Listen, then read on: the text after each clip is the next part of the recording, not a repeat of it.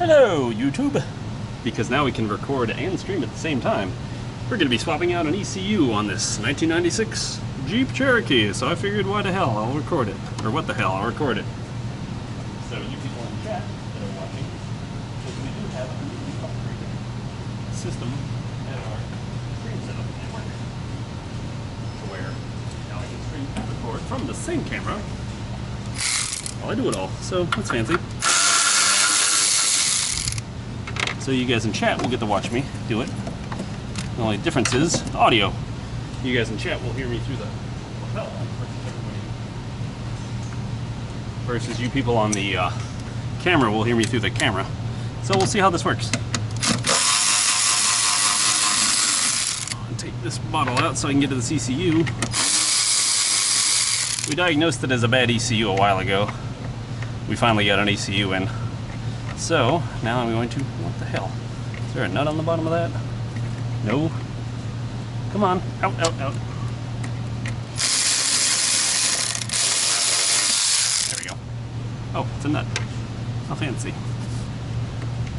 And the nut spins, so you gotta pull up on it at the same time. So let's get this off and that off, and now we should just be able to lift out. Lift and exfoliate! Hooray! Set that down there. I already disconnected the battery, so that's nice. It's missing a clip connector. And that. And that. And now we're gonna need, what, 8s? Looks like 8s for those. 8s? 8s! Hooray!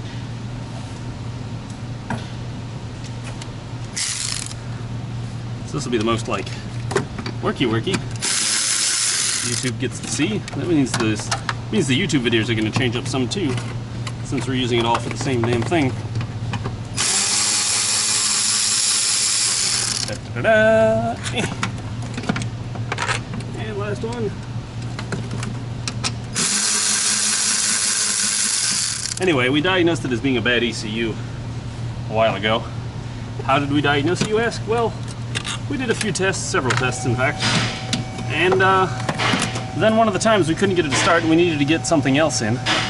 So I did what I wasn't sure would work or not. I smacked it with a hammer. It started.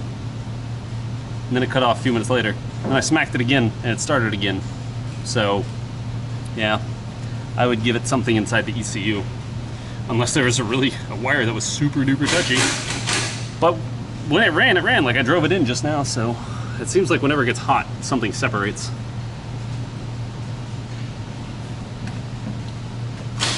If you're gonna get an electric ratchet, get a Milwaukee. There ain't no reason to spend $400 damn on a ratchet from Snap-on, unless you're working in the profession, and even then, I still wouldn't recommend it. And that is a vastly different bolt. Interesting.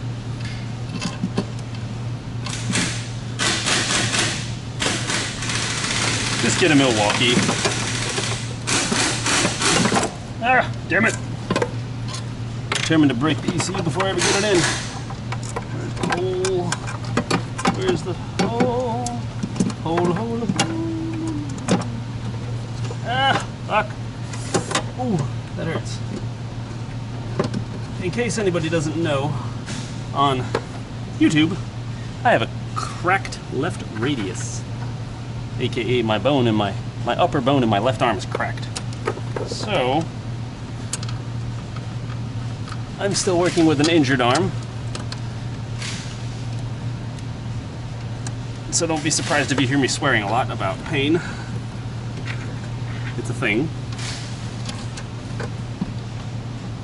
Whew, there we go.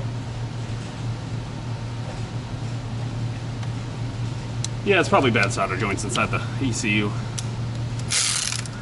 So anyway, the shop has purchased this car now, since the customer didn't want to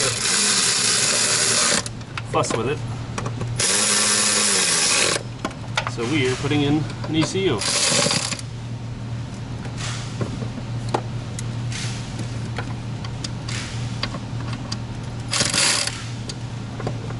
There.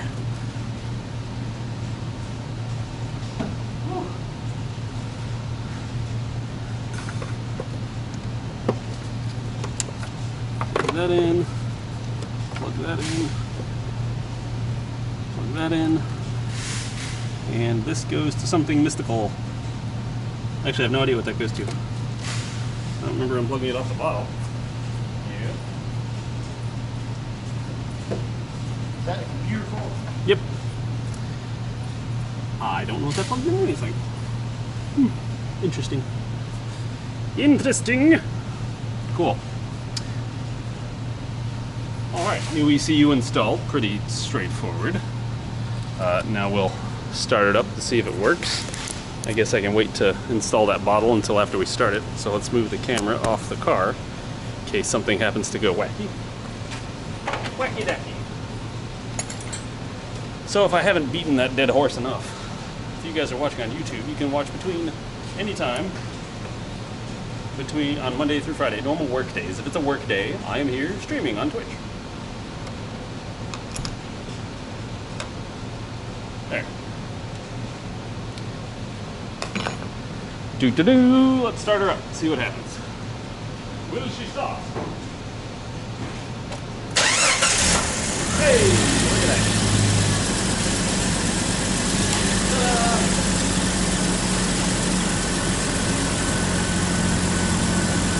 Sounds like a champ. So, thank you for watching us install this ECU, and, well, that we already diagnosed as bad and testing it, which is starting up the car, and everything is running swimmingly. So now I'm going to go over and do like a check over of the car, since, like I said, the shop now owns it because the customer didn't want to mess with it anymore, and give us some things that we need to fix on it before we sell it again. Because the shop doesn't have any use for a 1996 Jeep Cherokee. Anyway, so, thanks for watching. See you guys in the next video, or whatever I make next. So we're gonna record some of this check over. We got some oil leaks down here. Don't know if that's necessarily oil or transmission leaking. Could be the oil leaking and going back onto the transmission or whatnot. It also seems like we may have a front crank seal leaking, but it all could still be valve covers that are coming down from the top. Also, do you think it needs some tires? This is a sign that you need an alignment. Like, look, the metal has actually stabbed the debris. This is called, well, I guess we call it what, striping? Anyway, if you ever see this, replace your tire immediately. Do not run it like that. Woo! Let's check the other side. This one actually wore pretty well. It's probably going to need some suspension work. I mean, there's probably some worn out bushings. Granted, I don't get to work with too many of these older suspension setups with this, all this wacky linkage bullshit.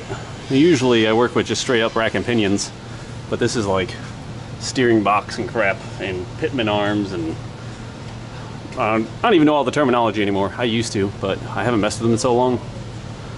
Steering dampeners and blur blur blur. So yeah, it would need a bit of a steering overhaul, I would think, or an alignment at the very least. It depends on how much play there is in this stuff. Flex Seal! Use Flex Seal. Anyway, let's continue on down. What about this U-joint?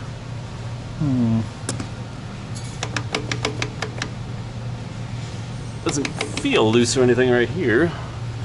Continue on down.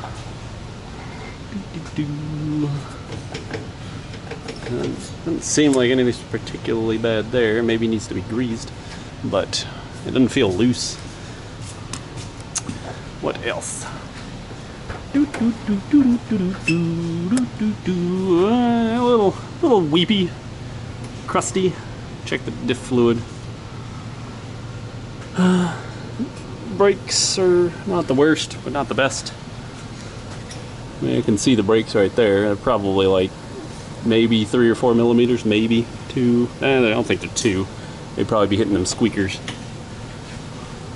Hitting them squeakers! Man, that thing looks gross. It just looks like something from an alien planet. It's like a growth. It's kind of gross.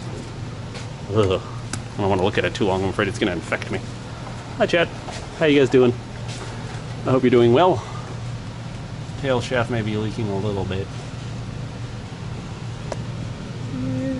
It's not four-wheel drive, though. That's depressing. barnacles, yes. That was a bump stop for when your suspension hits so hard that it actually stops. It hits the frame. So it's to help absorb that. There's a little coolant from when we were running the car without the bottle on it. Oh, never mind. Whew. That's the bump stop. Okay. For some reason I thought this was a strut, and I was like, the strut's gone! There's the shock right there. There's the shock. That's the nasty looking bump stop on that one. Sorry, bit of a brain fart.